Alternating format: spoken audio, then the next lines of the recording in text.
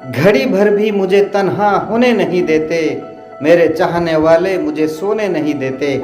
और मेरे सर पे मेरी माँ की दुआओं की जो साए हैं, मेरे सर पे मेरी माँ के दुआओं की जो साए हैं, ये सफ़र में हादसा होने नहीं देते, ये सफ़र में हादसा होने नहीं देते। मनोवर हिंदी क्लासेस में आपका स्वागत है। चलिए, आज पढ़ने से पहले मैं तुम्हें एक फ़ोटो दिखा रहा हूँ। देखिए, ये इस फोटो में आप क्या देख रहे हैं ना, एक बच्चा अपनी माँ के गोद में है। तो इस माँ का एक पर्यायवाची शब्द बताइए। माँ का पर्यायवाची शब्द है माता, जननी। और एक फोटो दिखा रहा हूँ, देखिए इसमें क्या देख रहे हैं, हमारा देश भारतवर्ष, जिसे हम वतन कहते हैं, मातृभूमि कहते हैं, जन्मभूमि भी कहते हैं। तो आज हम एक पाठ पढ़ेंगे जिसका नाम है जननी जन्मभूमि। 10वीं कक्षा का पाठ है जननी जन्मभूमि, जिसे आज हम पढ़ेंगे। सबसे पहले मैं वाचन करता हूँ, आप लोग ध्यान से सुनिए, फिर कठिन शब्दों के अर्थ जानेंगे, व्याख्या भी होगी। अंत में एक सेल्फ टेस्ट है, उस सेल्फ टेस्ट को जरूर दीजिए। 10 नंबर रहेंगे, 10 में से देखते हैं आप लोग कितने नंबर रख पाते हैं। तो चलिए पाठ शुरू करते हैं। जननी जन्मभूमि। यह दुनिया बड़ी अजीब है, क्या क्या नहीं है इसमें।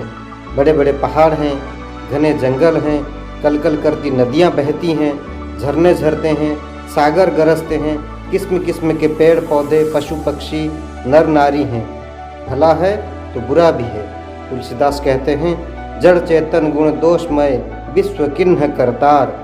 यहाँ जड़ चेतन चर अचर सब हैं, यह विविधता का भंडार है। अच्छे लोग अच्छाई को चुनते हैं, जैसे हंस दूध पी लेता है और पानी छोड़ देता है। अब शब्दार्थ पर एक नज़र डालते हैं। अजीब, अजीब का अर्थ है अनोखा या विचित्र। जड़, जिसमें जीवन न हो, निर्जीव।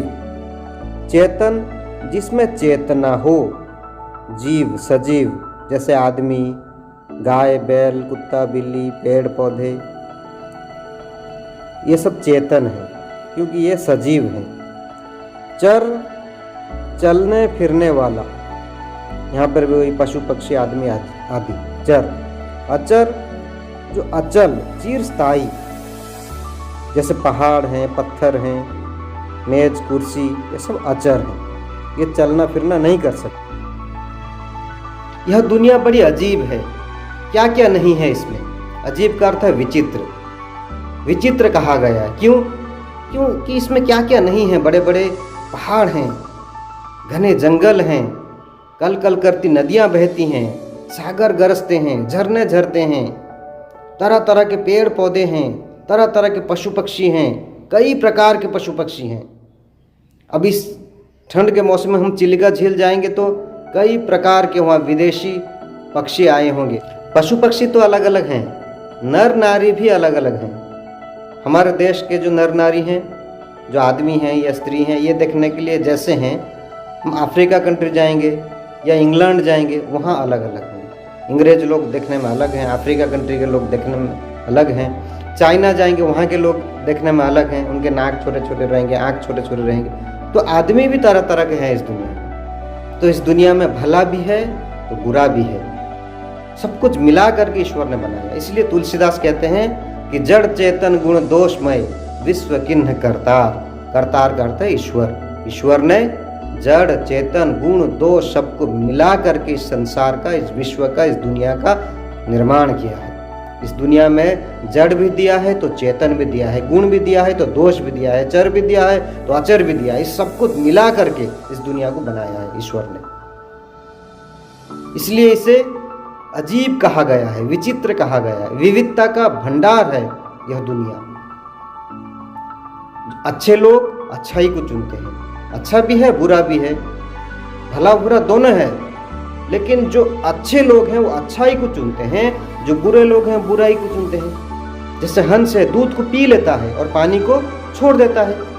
ठीक, अच्छे लोग ऐसे ही करते हैं, अच्छा काम करते हैं और बुराई को छोड़ देते हैं। हमें भी ऐसा करना चाहिए कि जो इस दुनिया में अच्छा है, हमें उस अच्छाई को चुनना चाहिए, और जो बुराई है उसे हमें त्याग देना चाहिए। जैसे हंस करता है, दूध को पी लेता है और पानी को छोड़ देता है, ठीक हमें भी उसी तरह अच्छे गुणों को अपनाना चाहिए और जो बुरी बातें हैं उसे हमें छोड़ देनी चाहिए। संसार हर पल बदलता भी रहता है, पल पल बदलता रहता है संसार। ऋतुएं बदलती हैं, कभी ग्रीष्म ऋतु आती है तो कभी वसंत ऋतु, कभी शीत ऋतु, कभी वर्षा ऋतु। ऋतुएं बदलती रहती हैं। मौसम कभी सुहावना होता है तो कभी डरावना, कभी सुहाना मौसम होता है, बिल्कुल अच्छा सा लगता है हमें, घूमने फिरने का हमारा मन करता है, हम आनंद उठाते हैं मौसम से, बहुत सुहाना मौसम होता है। और कभी कभी मौसम बहुत डरावना होता है, तूफान आते हैं, बिजली चमकते हैं, बादल गरजता है, ऐसा लगता है जैसे ये तूफान सब बर्बाद कर देगा, डर जाते हैं सब कुछ, डरावना मौसम होता है। कभी जानलेवा गर्मी तो कभी कड़ाके की सर्दी। तो गर्मी के मौसम में बहुत गर्मी होती है, लू चलता है, आदमी को सनस्ट्रोक हो जाता है गर्मी के मौसम में।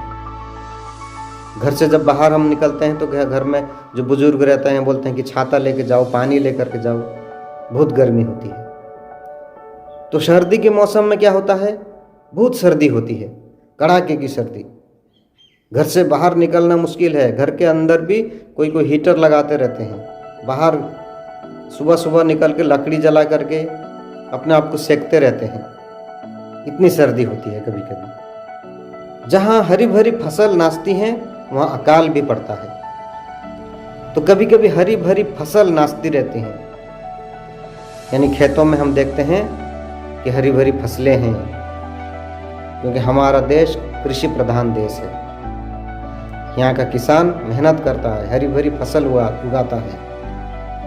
तो कभी कभी क्या होता है, सूखा पड़ जाता है।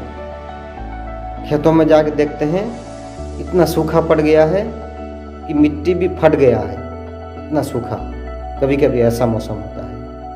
आदमी कभी सुख चैन से जीता है तो कभी दुखी होता है, कहीं अमीरी है तो कहीं गरीबी।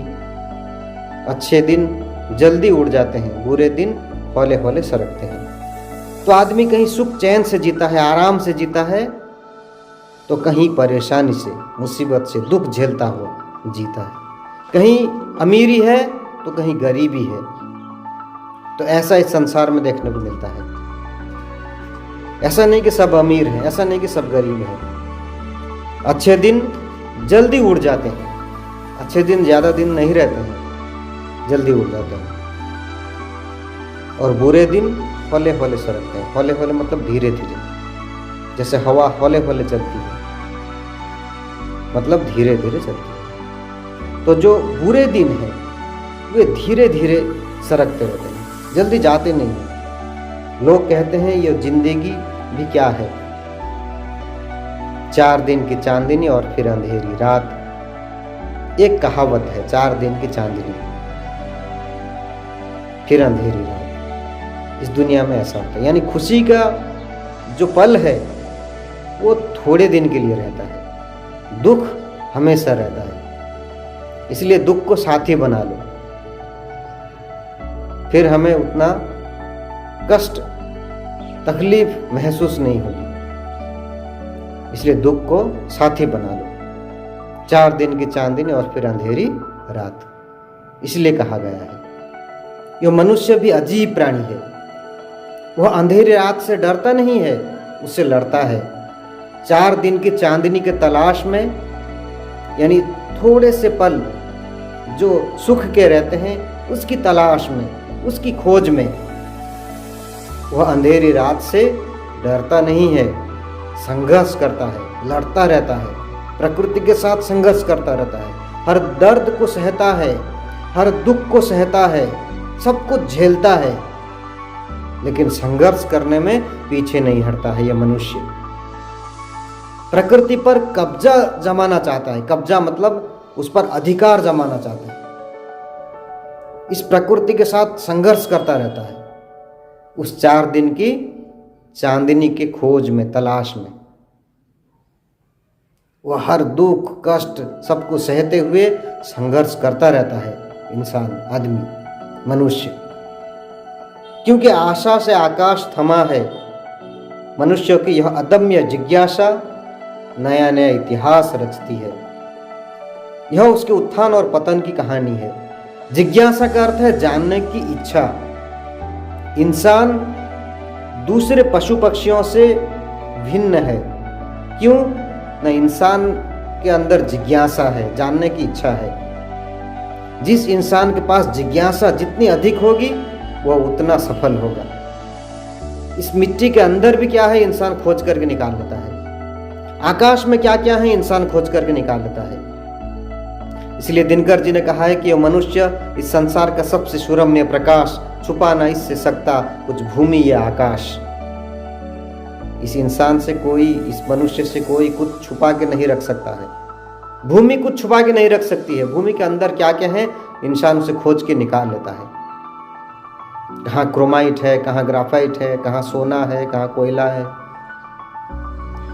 इस आकाश में भी क्या क्या है, कितने ग्रह हैं, कितने उपग्रह हैं, कितने नक्षत्र हैं, सबको भी ढूंढ के निकाल लेता है इंसान। क्योंकि आशा से आकाश थमा है। तो मनुष्य के अंदर वो आशा है, जिज्ञासा है, जानने की इच्छा है। और यही जिज्ञासा नया नया इतिहास रचती है, उसके उत्थान और पतन की कहानी कहती है। इसलिए हर आदमी का, हर समाज का, हर देश का, हर प्रदेश का अलग अलग इतिहास होता है। उसमें उसकी आशा आकांक्षा, खुशी गम का, सफलता विफलता का, आलस्य चौकसी का लेखा जोखा रहता है। हर इंसान का, हर देश का, हर प्रदेश का अलग अलग इतिहास रहता है। तो आइए जननी जन्मभूमि ओडिशा के इतिहास के एक दो पन्ने पढ़ें। ओड्र देश या ओडिशा के कई नाम मिलते हैं। कलिंग, उत्कल, कंगोद और कौशल। एक एक नाम शायद किसी अंचल या काल में ज़्यादा प्रिय हुए हैं। इस इतिहास का पहला पन्ना है ईस्वी पूर्व 3री शताब्दी का। लिखा था कलिंग साहसिका, क्योंकि कलिंग के सैनिकों ने विशाल मगध सेना के दांत खट्टे कर दिए थे। सम्राट अशोक का डटकर मुकाबला किया। जाने दी, जमीन नहीं दी। लाख तादाद में मरे, लाख बंदी बने। दया नाम की नदी में रक्त की धारा बह चली। तो ईस्वी पूर्व 3री शताब्दी के बात है, जहां लिखा था कलिंग साहसिका, यानी कलिंग के लोग साहसी होते हैं, वीर होते हैं। कलिंग युद्ध के बारे में आप लोगों ने सुना होगा। विशाल मगध सेना का डट करके मुकाबला किया, उनके दांत खट्टे कर दिए। दांत खट्टे करना एक मुहावरा होता है जिसका अर्थ है पराजित करना।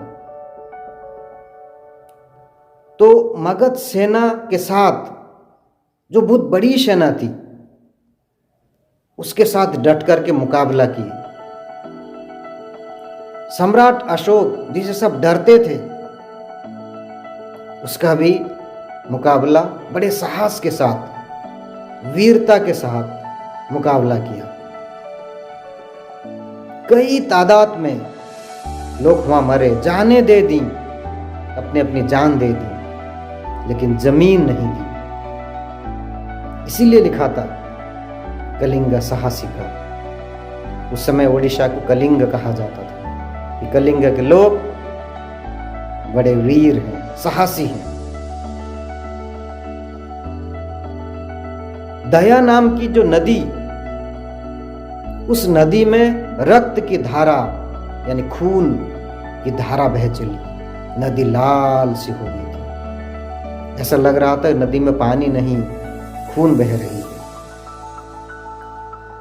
लाख तादाद में मरे, लाख बंदी बने।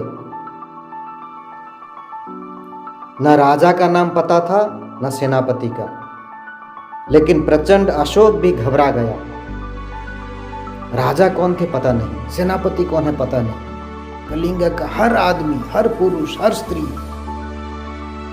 हर नर नारी कलिंग के उस लड़ाई में शामिल हो गए। युद्ध करते रहे, डटकर मुकाबला किया, अपनी जानें दे दी, जमीन नहीं दी। राजा का नाम पता नहीं, सेनापति का नाम पता नहीं, इसलिए प्रचंड अशोक वह भी घबरा गया।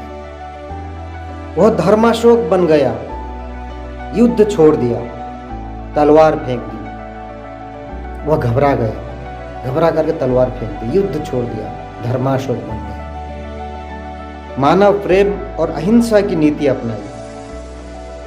धौली की अशोकीय शिलालेख उसका बयान करते हैं।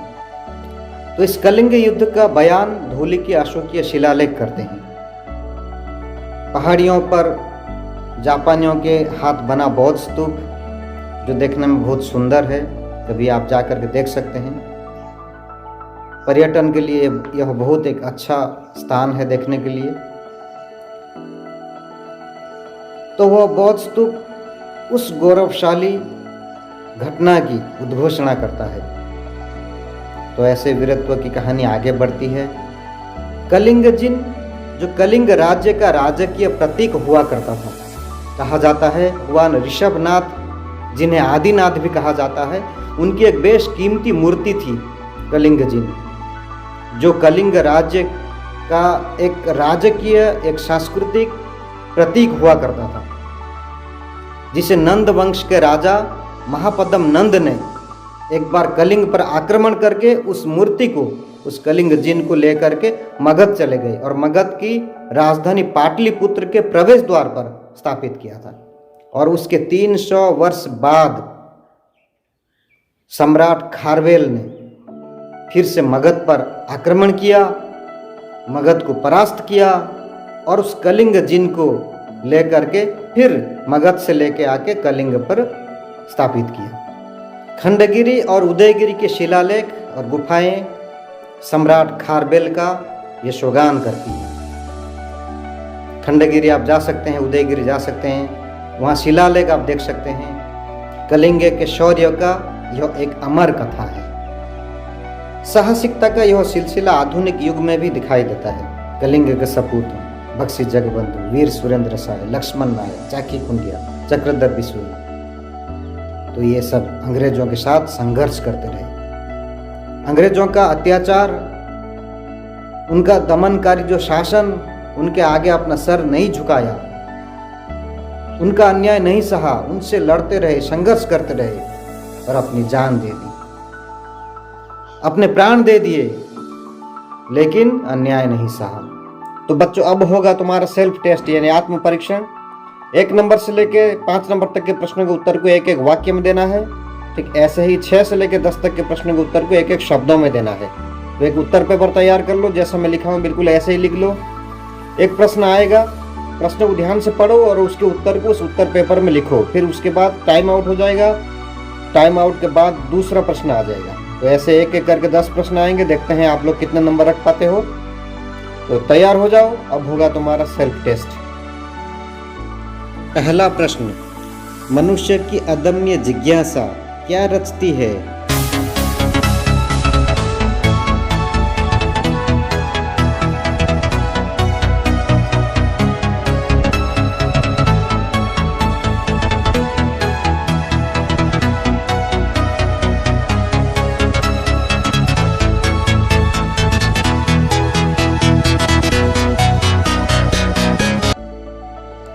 दूसरा, कलिंग के सैनिकों ने किसके दांत खट्टे कर दिए?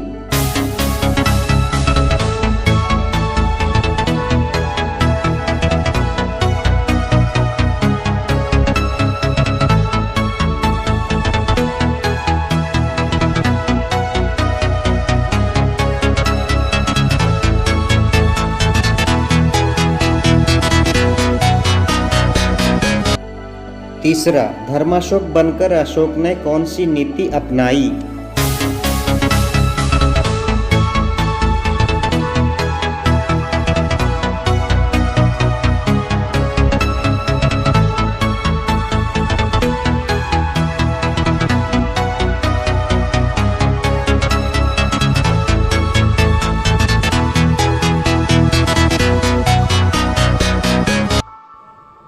चौथा, सम्राट खारवेल ने किसे पराजित करके कलिंग जिन को वापस ले आते हैं?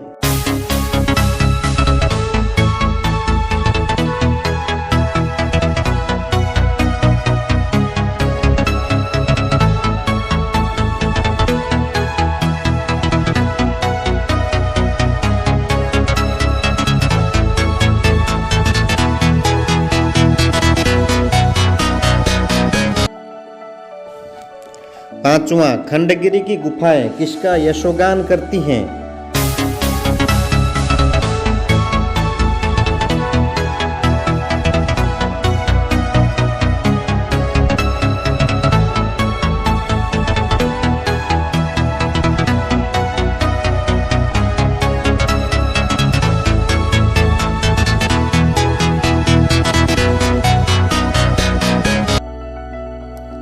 छः से 10 तक एक एक शब्दों में। छठा, जड़ चेतन गुण दोषमय विश्व किन्ह करतार, यह किसने कहा है?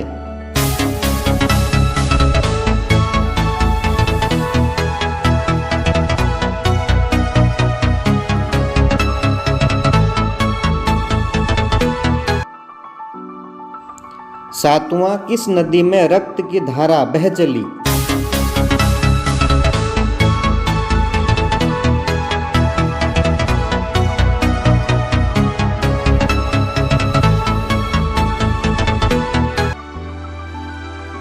आठवां, बौद्ध स्तूप किनके हाथों से बना था?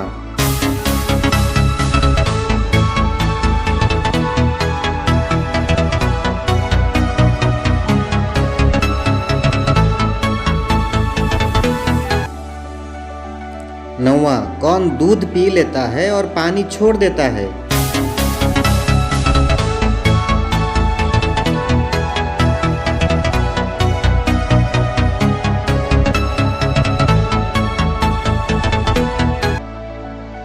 दसवां, 4 दिन की चांदनी के तलाश में मनुष्य किससे लड़ता है?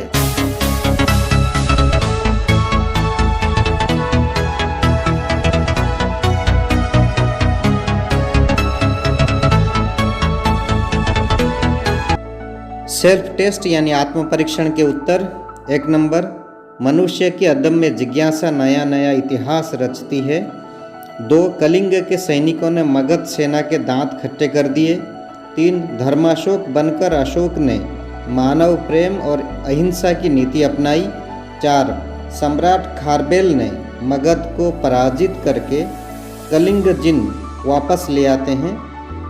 5, खंडगिरी की गुफाएं सम्राट खारबेल का यशोगान करती हैं। 6, तुलसीदास। 7, दया। 8, जापानियों के। 9, हंस। 10, प्रकृति से।